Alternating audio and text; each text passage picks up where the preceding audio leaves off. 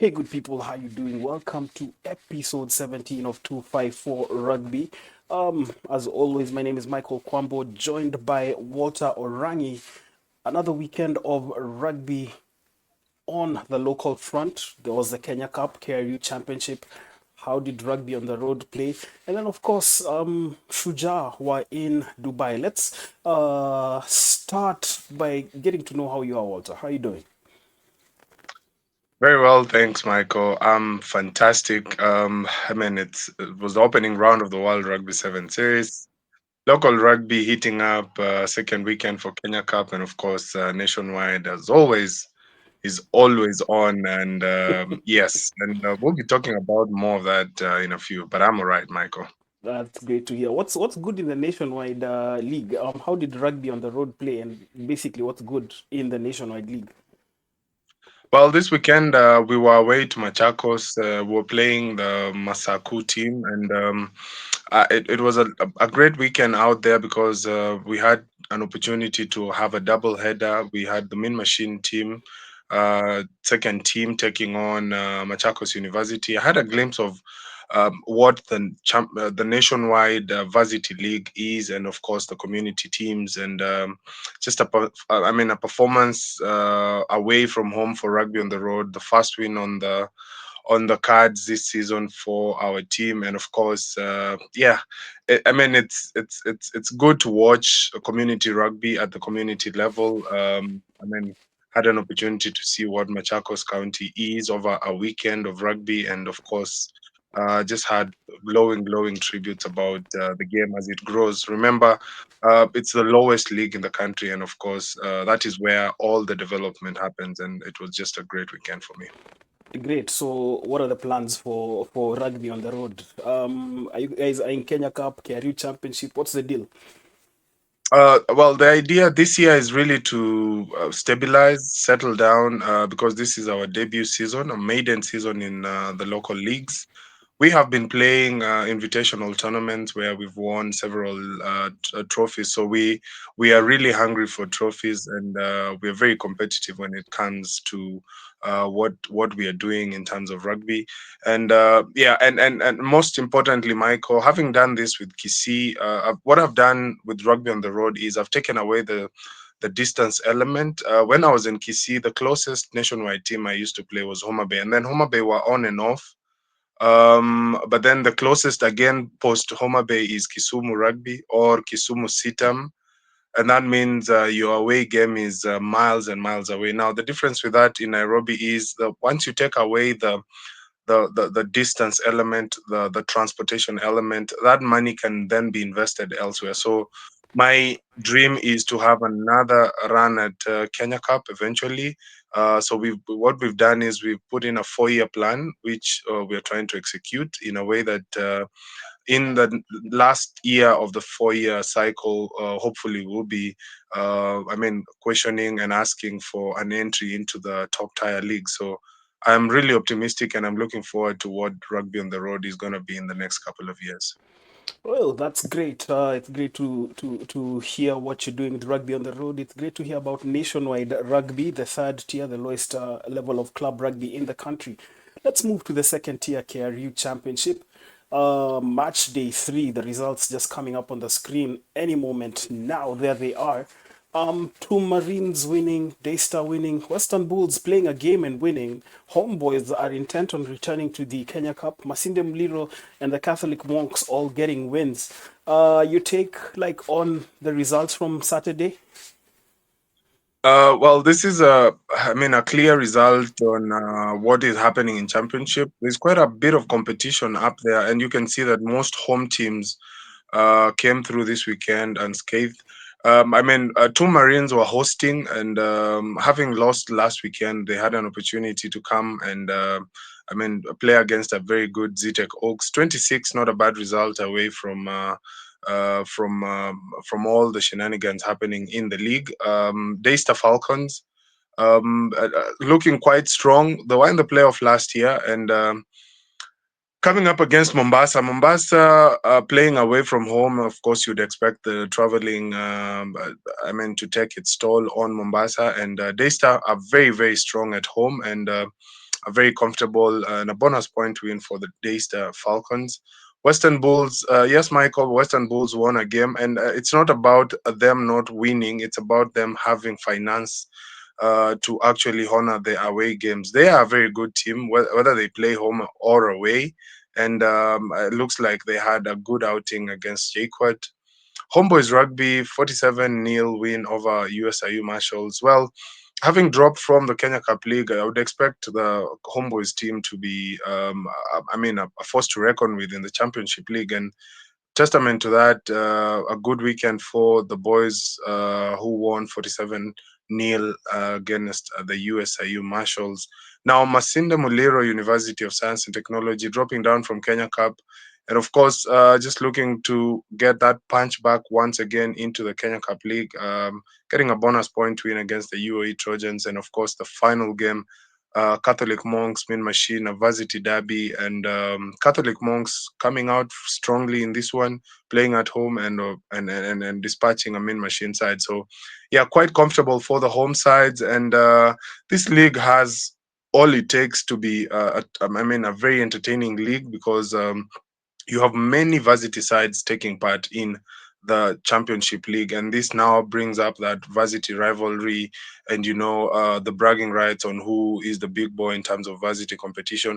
Now the community clubs that are scattered in there have their job cut out for them, and it's going to be a good battle this season. Masinda Muliro looking quite strong, Homeboys looking quite strong. We'll have the likes of Daystar Falcons, and of course, the team that everyone else would expect to be.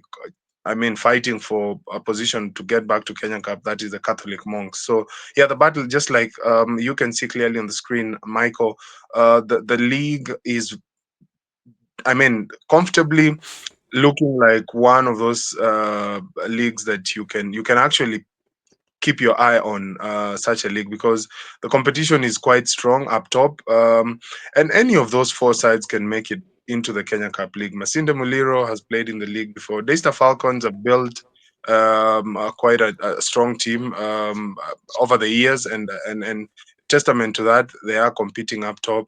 Catholic Monks and of course Homeboys Rugby. Now the rest will be looking to make it to the championship playoff games. That is the category of the playoffs. But still early days. But Masinda Muliro, Daystar, Catholic, and Homeboys are looking strong in that. And looking at the KRE Championship League, one team baffles me season after season. The USIU Marshals, they have all the resources at their disposal. I do believe that they can tap into a serious player pool and can actually be knocking on the door of the Kenya Cup if they want to. But that's just my observation. Yeah. Also, looking at Daystar Falcons, they always seem to fall short at the final hurdle the past few seasons. Looking forward to the day they'll be able to clear that mental block and actually qualify for the Kenya Cup because they've come close on several occasions. Yeah, looking forward, and they do have a great talent pool as well. Yeah, speaking of the USIU Marshals, Michael, you're very right and spot on there. I think they're the most well-funded side in that league, if I'm not wrong, in terms of you look at the facilities they have, a world-class gym facility. They do have quite a budget in terms of traveling. They honor literally all the fixtures that they want. They're very comfortable. They're the rich kids in the championship league. Yeah, but ambition also has to meet hard work, and at the end of the day, maybe their targets are really just to make sure that they in a league somewhere, and and also looking at the player pool. They have to really invest their time and money and effort in identifying players, setting a clear structure in terms of what they want, and going ahead and achieving it. So, Michael, there are some who have what some don't have, and maybe they don't know what they have until they lose it. But at the end of the day, USIU Marshals. will always be a fixture in that championship league. I'm only fearing the fact that if they don't put in a lot of work in terms of competing in that league, they might find themselves being drawn into a relegation battle, or eventually even being relegated to nationwide. So it's a risk, and yeah, they have to really put in the work. And then the other team that you mentioned, the Falcons, who've come very close. Yeah, and I spoke about them in that opening remark. They have been a very consistent side in our local league. They have made the playoffs for quite a while now, just knocking on that door. Yeah, testament to what they've been building for the last couple of years, fresh from winning the Bingo Fest tournament. And I don't think it stands an opportunity. The opportunity is gone for them to try and put anything together for this season. So I'm looking forward to Daystar Falcon battling it out with the rest. Great. And then, of course, we had Kenya Cup Match Day 2 taking place this past weekend. There was that big social media banter between the Cabras RFC admin and the South Coast Pirates, and, it surely lit up our timelines. The score obviously ending in favor of Cabras 45-3. Kenyatta University Black Blood shutting out Impala 23-0. KCB pulverizing Kisumu in Mamboleo 82 points to 3. The Menengai Oilers and Strathmore Leos, the Oilers are looking good. They were slick in that 38-8 win away to the Leos. Mwamba and Nondis, remember we said this game was going to be tight, and you can just see from the scoreline 18-9 to Nondis. Queens shutting out Nakuru at home 17-0. And Walter, one interesting statistic from the results on Saturday is that only one home team won. That's number one. And then number two, of the six losing teams, only one managed to score a try, and that is the Strathmore Leos. You can see Mwamba getting their 9 points from the boots of their kickers, Kisumu as well, Pirates as well. So just an interesting statistic. The try line was a bit of an allergy for the teams that lost. But away from that, that was match day 2 in the Kenya Cup. Yes, definitely, Michael. A very interesting match day, this one. Like you pointed out, just one team winning at home, and that is Kenyatta University's Blackburn. We actually spoke about this game, and we said KU is now a big team. There was a bit of banter pre-game as Impala were saying that they're going to teach the students how to study and all that. I also warned them that the students like meat. The mess at Kenyatta University serves a lot of meat, so they'll be interested to see what an Impala would bring along. And testament to that, Kenyatta University came through with a 23-0 victory over Impala. Now, the second game, the South Coast Pirates and Cabra Sugar, they've filled our timelines with a lot of banter for the last couple of days, and it's good to have that pre-match jitters dealt with courtesy of the banter. It also helps ease out, and it's entertaining for the boys and anyone involved in rugby. Yeah, but Cabras, I'd have expected, Michael, that result, that number to be a bit higher, but it's a bonus point in the bag for the Sugarmen, the defending champions. South Coast Pirates having a feel of what it is to play the defending champions at home. I had a few of the videos to watch from South Coast, and the pitch there doesn't look. It doesn't look like it's ready to host a Kenya Cup match, but nonetheless, a successful weekend. They hosted a Kenya Cup game at home, and hopefully they can invest in that regard. Now, Kisumu RFC playing at home to KCB. This one was really an interesting game. The ESS side got a walkover because there was no ambulance, and I don't know what that is all about. Sina lawyer Michael, lakini itabidi we talk to Maube and company just to know what really happened on that end. KCB were comfortable. They are last year's losing finalists, and starting off this season quite strongly for I mean the Oliver Mangeni side.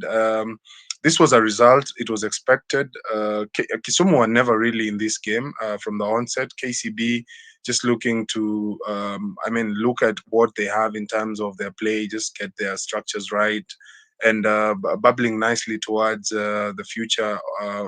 Encounters of Kenya Cup. Now, Strathmore Leos is another match versus the Menengai Oilers. Talked about this one. Foxy outwitted now once again by Coach Gibu. His cunning nature put to hold this time round. It was a comfortable win there for the Menengai Oilers. And speaking of the Menengai Oilers, they're looking quite strong this season, Michael. And this is because you can see that they've done a bit of recruitment here and there. They have quite a deep squad. Much as they've lost players, they have a very solid ESS side. They also have a very good Kenya Cup side. So it's interesting to see how and the Menengai Oilers move into the playoffs this season. I did point out that at the start of the season we are going to have a three-horse race with a peeping donkey in the name of Kenya Harlequins. I'm not putting that away. I'll still call them for what they are because chances are that with squad depth they are going to make that top four. Now, the Mwamba versus Nondi's game was. It was always going to be a tough game for Nondis coming up against Mwamba. Mwamba the previous week had a good outing. They had a few points on the scoreboard, but still lost that match. We did expect them to take the match to Nondis. Nondis coming through, a narrow win. That is just 9 point difference between themselves and Mwamba.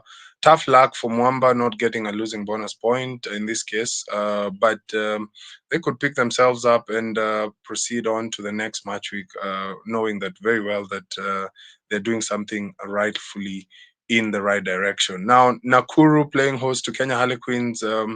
Kenya Harlequins going to Nakuru, unleashing the likes of Joshua Chisanga once again back on the playing field for the Kenya Harlequins side, and named quite a very strong side, Coach Pau. And I did expect Nakuru to, take quite some fire from Kenya Harlequins, and rightfully so. Kenya Harlequins clearly putting on a performance away from home and getting a win.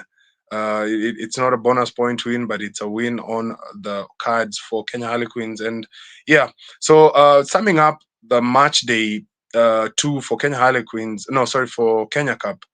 One team playing at home, getting a try, and the rest at home not getting anything. Strathmore Leos, shout out to Strathmore Leos scoring a 5 pointer, getting another penalty on the scoreboard. So yeah, a shout out. Now, Michael, here's my what would I put it as? This is my call this season.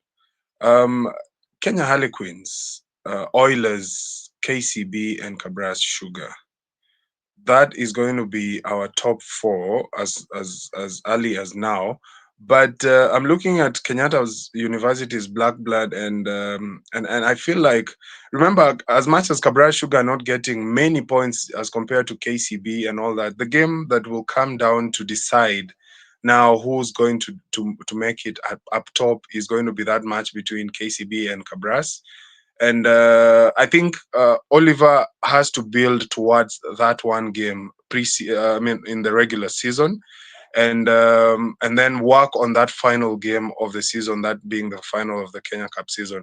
I might be biased, but I've just called it a Cabras KCB final. But the regular season match between Cabras Sugar and KCB is going to be a very, very serious game. And also Oilers versus KCB and Oilers versus Cabras. That is going to be a very interesting fixture this regular season. And you forget Oilers Queens. That's also those are games that will be very impactful Yes. on how the placement is going to be at the close of the regular season. Yeah, definitely. Oilers Queens has always been a fixture, Michael, and Queens have always had an upper hand because mostly they host that game at Kenya Harlequins. I don't know what the fixture says this season. If in any case they could be hosting that game, then Oilers also have one game to prepare for, which is that regular season game versus Kenya Harlequins. Now, Yeah. if they are going away, I strongly feel that. Oilers are going to have an upper hand. So let's keep our eyes on the fixture, and that match week will definitely call it if we come up against Kenya Harlequins versus the Menengai Oilers. Now Great. the league standings, Michael. Yeah. The league standings up top, KCB. KCB looking confident. I mean, that point difference is massive.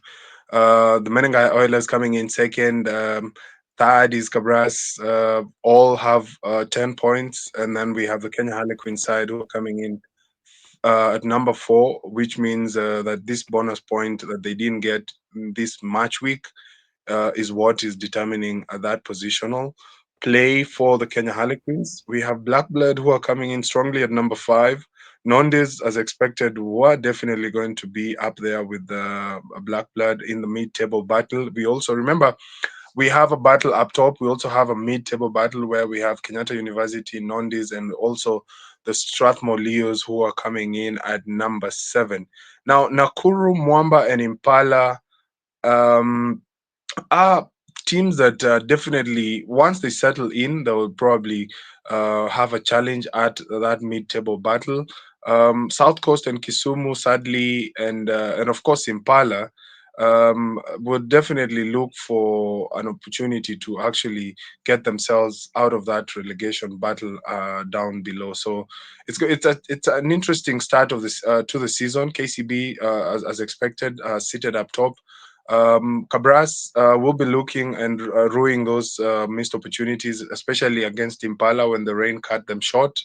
And definitely ruining that opportunity in the South Coast match for not getting more than they did, but a bonus point nonetheless. And yeah, that's why I say that match between KCB and Cabras, KCB versus Oilers, um, um, Cabras versus the Menengai Oilers, and Kenya Harlequins versus the Menengai Oilers, that is going to be a very big determinant on who goes through as Kenya Cup league leaders. Great, and the action continues on Saturday, 7th December. I don't have that graphic on our screen, but we can talk about the games. There's Impala versus South Coast Pirates, that game in Nairobi. Obviously, the South Coast Pirates and Impala, they met in the KRU Championship final last season. Impala losing to the Oilers by 14 points to 16. Impala hosts the Pirates at Impala Club. Cabras Sugar, it's a local derby. They play Kisumu in Kakamega. KCB Strath, Menengai Oilers versus Mwamba, Nondis versus Nakuru, Queens versus Black Blood. Let's just start. I'm backing Impala to pick up their first win of the season when they play against the South Coast Pirates on Saturday. Reason being, the Impala squad that played last season in the KRU Championship lacked in quite a number of positions in experience, and a number of these experienced players are back, the likes of Davis Makori, to name but a few. Samuel Oliachif is fit, and I believe those are game changers for Impala when they take on the South Coast Pirates. And I am strongly backing Impala for their first win of the season. Yes, Michael. I've just seen South Coast with some banter already. They're talking about some impala that has escaped from the national park in Nairobi. Now, it actually brings my attention to the strength in squad in terms of the two. And Michael, I have a feeling that this is going to be a very, very good game, a very entertaining match. However, it's going to be a loss for Impala at home. I have a feeling that Impala have to really step up if they are going to dispatch a South Coast team. Because remember, South Coast are like the young kid who's just who's angling towards the mom, looking for some milk. You know, very jumpy and very excited about the opportunity. So an Impala side that is not ready for a South Coast team that is really interested in upsetting the order of the day. Because look at that result against Cabras. Nobody expected them to keep them under 50. So I strongly believe that they have something going for them, and the battle is going to be brought to Impala. You've called Impala as the winner of this one. I've called South Coast. So let's have a battle this week, Michael. It's Impala Okay. versus Okay, yeah, so that's it. So you stick with the Pirates, I stick with Impala. The second game in Kakamega, the derby between these two sides who are just like 45 kilometers apart. Kabras Sugar, the defending champions, playing against Kisumu RFC. This is easy pickings for Kabras Sugar. Yeah. Yeah, easy pickings for Cabral Sugar. Definitely, like I've said, that point deficit has to be clawed. They really need to pile on more points. That is, if they're going to put the battle between themselves and the guys up top, or if it comes down to the point difference. But I don't give Kisumu an opportunity against Cabras. However, I know they'll battle it out. There is always that, that close, uh, rivalry between the two because most of the players actually draw. Most Kisumu players or most Cabras players can either say they've had a stint elsewhere or they've had an opportunity to play in Kisumu or away in Kakamega. So just being that close, it means that the battle is always going to be there. But it's going to be a tall order for Kisumu to beat Cabras at home. So yeah, bonus point win and plus 50 for Cabras Sugar this weekend. Okay, KCB Rugby against the Strathmore Leos. This game taking place at the KCB Sports Club in Ruaraka. KCB are on fire this season. They've put 80 points past their opponents in each of their opening two games. I don't see them putting 80 past the Leos, but I see them dominating the Leos, and that will be a win for the bankers. Yes, a battle of the lions, green and blue lions. We don't have these animals in the wild, but yeah, it happens. A strong statement from KCB this weekend. I don't think Strathmore Leos are going to be able to battle it out and actually get something away at KCB. KCB on a roll as we speak. I'm pretty sure I'm going into match week 3. The systems would be oiled enough, not really as perfect as you'd have wanted them to be, but the systems would be as oiled as they would need them to be on a match day. And a tough one coming the way of Strathmore Leos as they take on KCB. A bonus point in the bag for KCB, and of course, a big point haul. I don't think 80 would hit the mark, but KCB might surprise us. They might do 90. Who knows? And the surprises of all kinds, a loss is also a surprise, but Yeah. such is the beauty of sport. It can give you the most unexpected of outcomes. Menengai Oilers will be at home to Mwamba in Nakuru. Menengai Oilers, like KCB, have begun the season like a house on fire. Mwamba have been gritty in their two performances. I do expect them to continue being gritty, but it's still going to be victory for the Oilers, a convincing one. This Mwamba side, is really rebuilding and just trying to find their footing. And I do expect them to be plucky against the Oilers, but give this win to Gibson Weru's boys.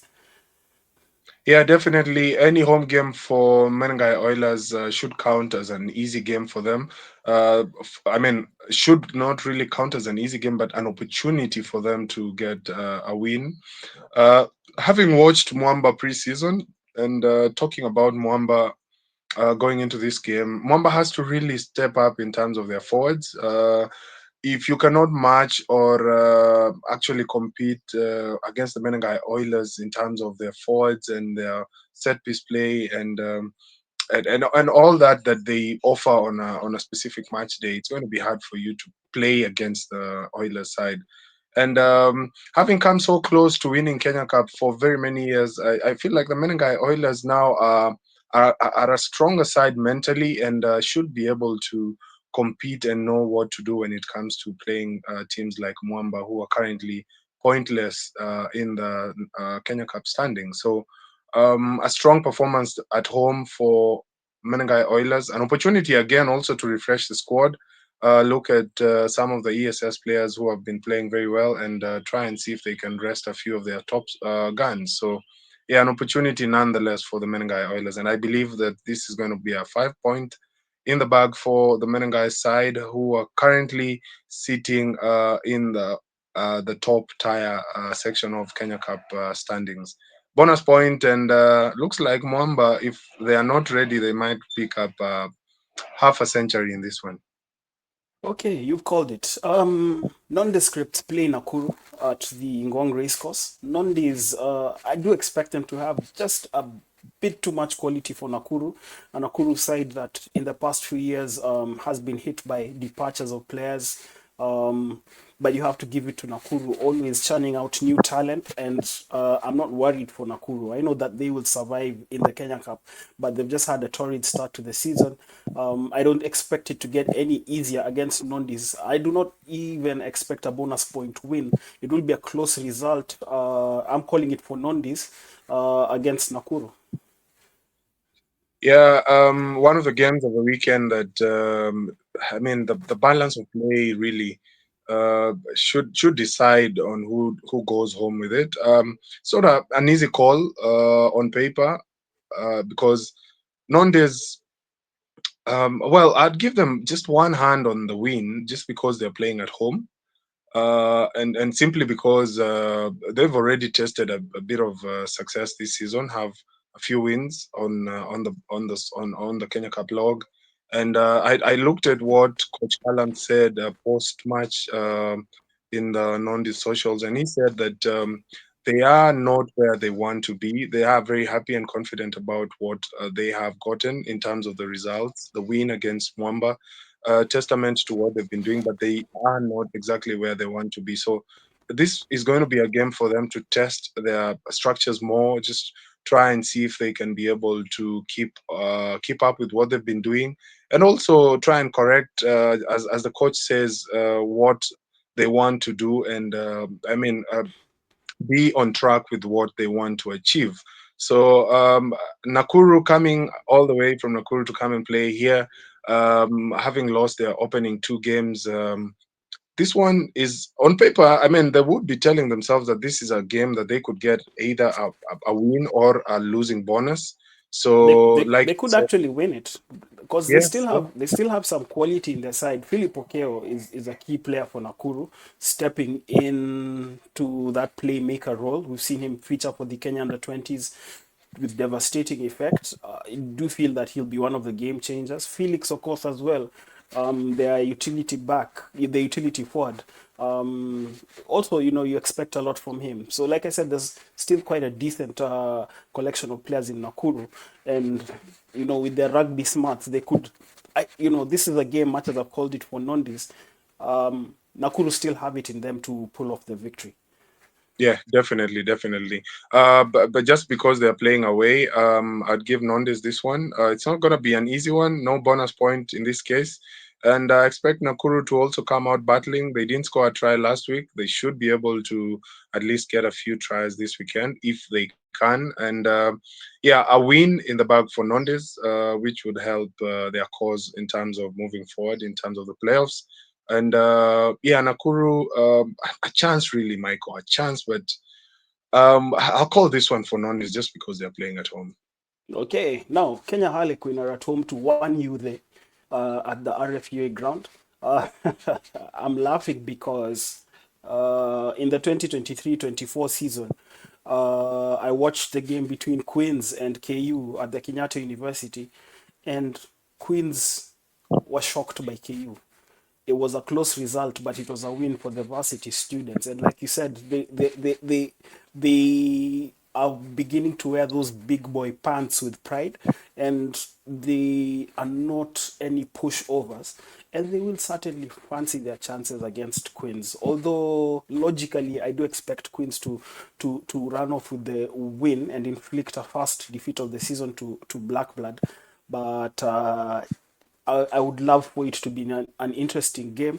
It just depends on which Black Blood side shows up on the day. But also for Queens, it depends which team shows up for them. Because I recall last season, Patrick Oinaina had a torrid game at scrum half. Amon Omalo as well.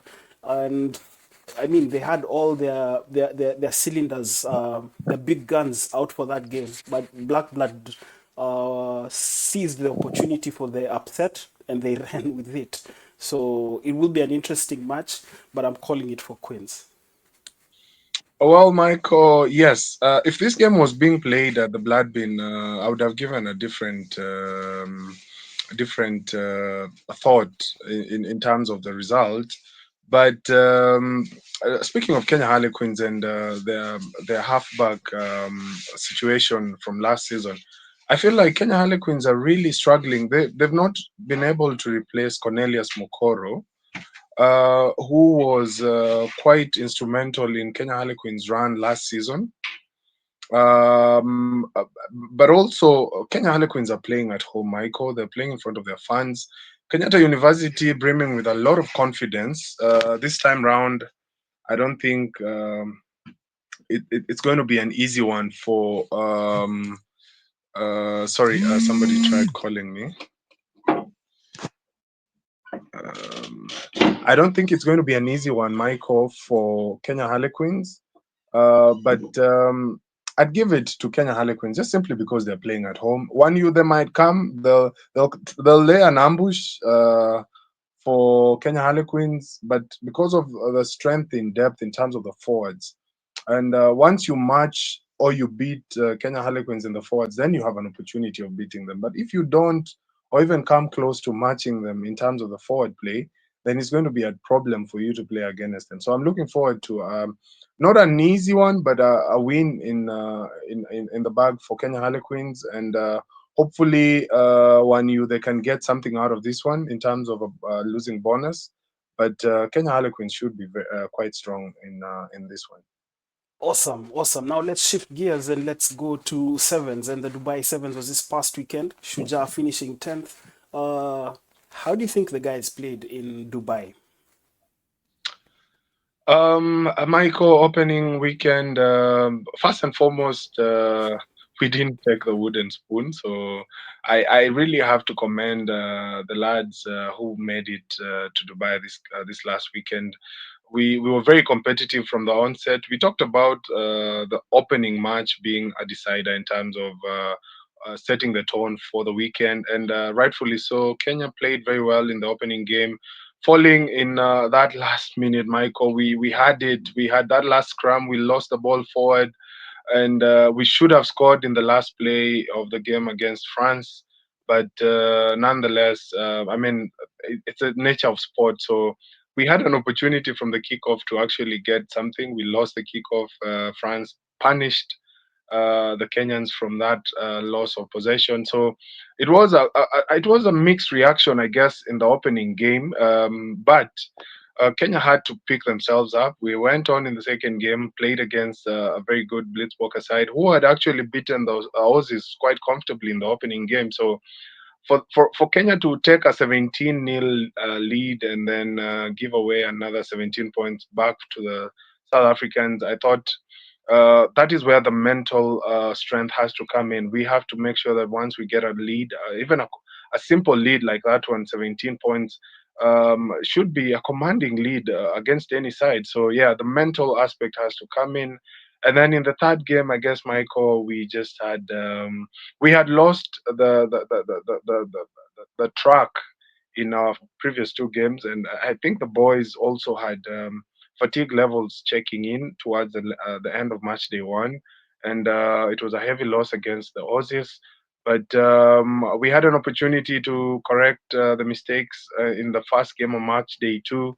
We were playing in the ninth place position match between Kenya and the Island Sevens, and we got a win. So I'd sum up match day one and two separately, but giving it to Kenya for just coming out a return to the World Series, playing like they've never left, and very commendable in terms of how we played. You know, we utilized what we had on the outside channels, which was speed. We had those kick and chase opportunities where Patrick Odongo really thrives.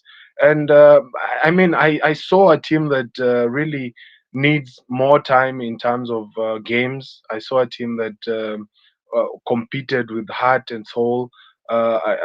Just a few things we need to really correct about the restarts, Michael. We lost a lot of balls in our restarts. We're lifting our players, yes, even in the air, Michael, nobody's going to hurt you there. So we just need to keep our concentration and our mental attitude strong enough for us to be able to be confident. I think the loss of those high balls in the kickoff is all about confidence. And once we get that in abundance, I think we are able to compete. Now, for the final game, Michael, Uruguay has beaten us quite comfortably Yeah, in the last couple of games. yeah, they've had our number. I mean, it's an even contest whenever Kenya plays against Uruguay. So, it was an open fixture, as Yeah, always. Yeah. yeah. And remember, we lost to them in Paris last year in the semis when we didn't make it to the final. And you definitely, there's something about the Uruguay side, and we need to. I think we need to focus on that Uruguay game and look at what we are doing wrong, because Uruguay are very very strong when it comes to sevens and how they're playing their sevens. And it's It's like something that we need. Argentina. Yes. Uruguay, Argentina, Chile, all basically they're in close proximity. A lot of the Mm, Uruguayan players play in Argentina. They basically use as trains and it's the same training models. So they've pretty much just tailored their game on the Argentines because it's a game. There's nothing fancy about the Uruguayans. They're just ruthlessly efficient. They're like machines. So they'll get their tasks done and win you the game. And if you look at it, that's how Argentina play. That's how Chile play as well. So they just go about their business without much fuss. yeah, yeah, and just to sum up, like you asked, Michael, I think it was a good opening weekend for Kenya. Just that we lost Chris Ojuang on that last bit of play there to an injury, but I'm glad that he is currently doing well, and we wish him a quick recovery as he gets back to his feet.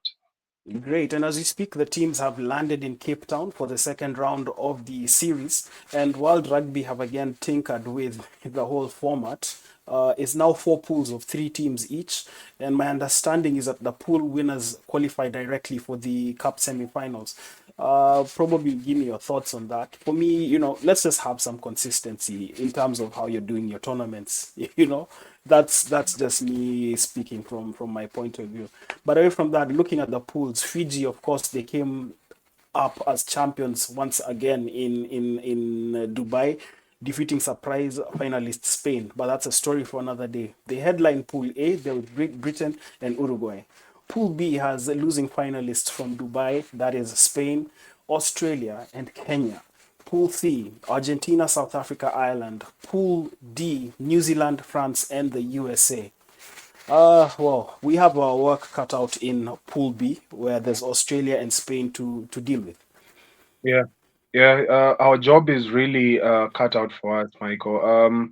Because Spain, just like the Uruguay side, just like Argentina.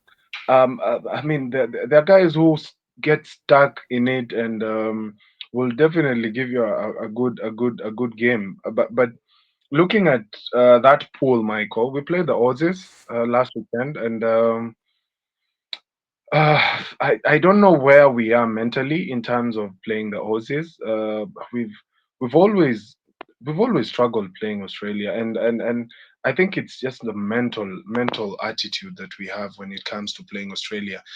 Spain, on any good day, we can take them on. We've beaten Spain before. Spain are a surprise package, and Michael, I I don't see Spain having another run just like they had last week because remember the opening round, nobody knew who's playing how, what.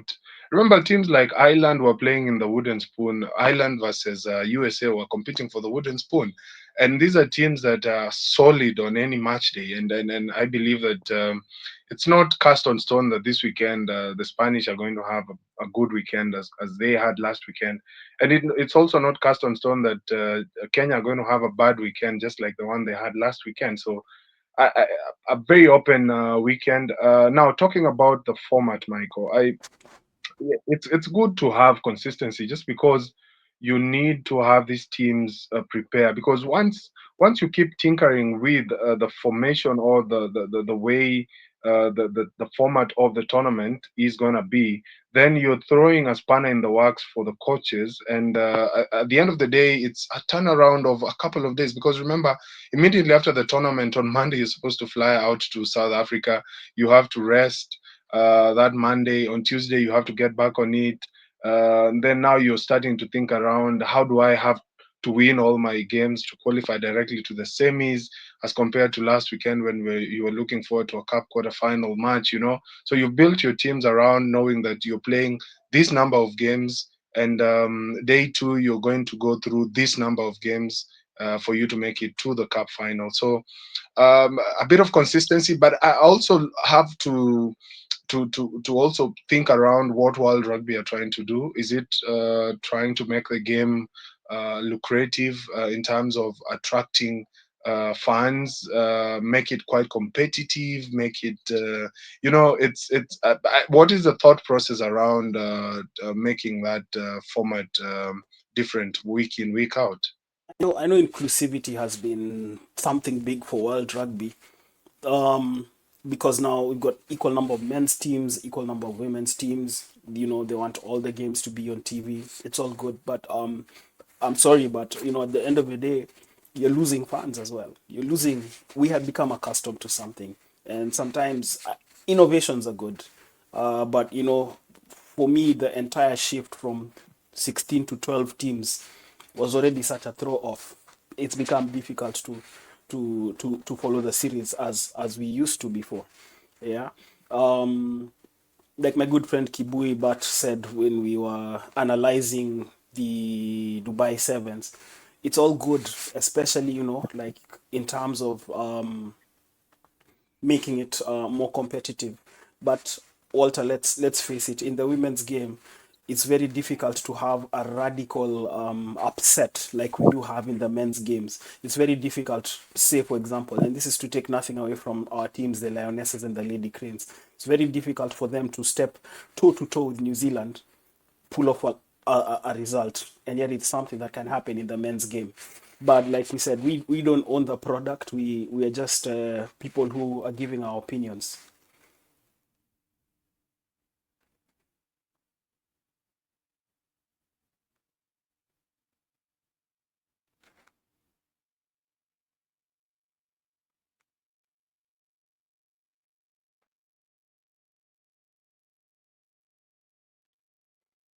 Yeah, looks like Walter's screen has frozen. Probably is receiving a call. But just what we were saying in terms of like the the tinkering of the World Rugby Seven series. If there can be consistency going forward from World Rugby towards how they run the events, I think it's something that can be all good. Well, we are coming to the tail end of 254 Rugby. This is episode 17. We will catch you again for episode 18, where we'll obviously be reviewing scores from the Kenya Cup and Shujaa's performances in Cape Town. Signing out right now is Michael Kwambo. Thank you so much for being a part of us. Walter, you Yeah, froze, and I sorry, was signing out. someone tried to me, sorry. Yeah, man. Yeah, like I was saying, for me, the point that I was trying to put across was that we cannot. It's good to have equality, in terms of like you also want to grow the women's game, but a radical upset in the sevens women's sevens version is still a long way off, even if you try and package everything for TV. But Yeah. they own the product and they've decided that that is how they want to go with it. But the truth is that you're still there's still a hemorrhage of fans and viewership as a result. Yeah, definitely. I mean, the format, Michael, the women's games. I am sorry to say it, but it's always going to be New Zealand, Australia, and it's it's like it's cast on stone. The gap between the top and the chasing pack is just for everyone to see. You have the likes of Madison, Levi, and company competing, and but also New Zealand. have lost a punch in the likes of losing the likes of Michaela Blyde, Portia Woodman, and that means exactly they are on the rebuild, and for them to make it to the final, Michael, is a testament that still that the gap between the two nations, between the two nations and the rest, is just something else. Because I mean, look at it this way: they brought in new players. The likes of Ireland are there, the Great Britain side are there. You have Brazil, you have Canada, you have the USA.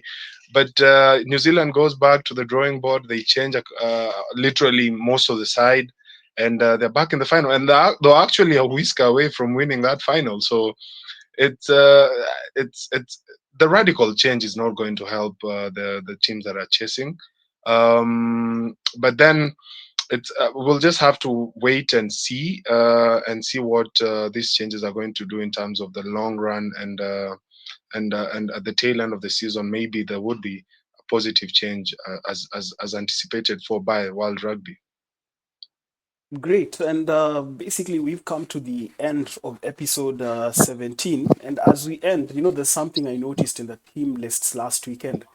Edwin's Makori is still pushing ball. I think this is his 18th season, if I'm not wrong, 18th, or it's enough respect to Mr. Nakuru, Edwin's Makori. And I just want to give a shout out to Madu, to Edwin's Makori. It's great to see a loyal servant of the game continuing to play ball, encourage the young players through and through. It's always good to see him on that team list. And it's good. It's good for the game. It's And then definitely. also England prop Joe Mala played his final professional game this past weekend as well. He's been an Yeah. interesting character as well. He's also called time on his career. So those are like two highlights for me this past week. Yeah.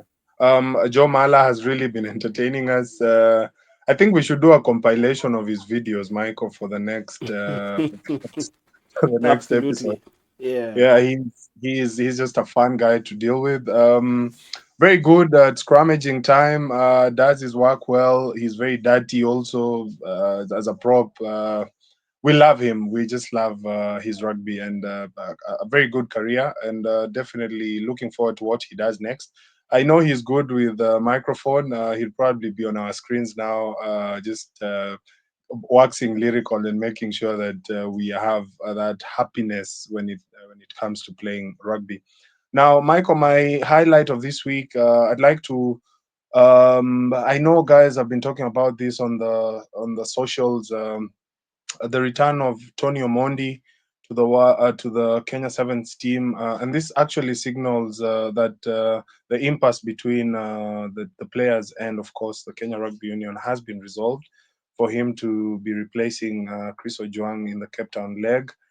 He's a leader in that team. I'm not sure what happens this weekend in terms of the leadership structure, but happy that that has come to the end, and of course, looking forward to seeing Vincent Onyala also back on the team because he's been very instrumental for the Kenya Sevens team, and I'm looking forward to Cape Town now with the inclusion of Tony, and hoping that off pitch shenanigans are not going to be able to affect the performance of the national team. Great. Yeah, so there it is. This has been episode 17 of 254 Rugby. We will catch up again next time. Signing out is Michael Kwambo. Thanks for watching. Like, share, subscribe. But, as always, thanks for watching, and we will endeavor to keep talking about rugby both locally and internationally. Lovely, lovely. Thank you so much, Michael, for having me.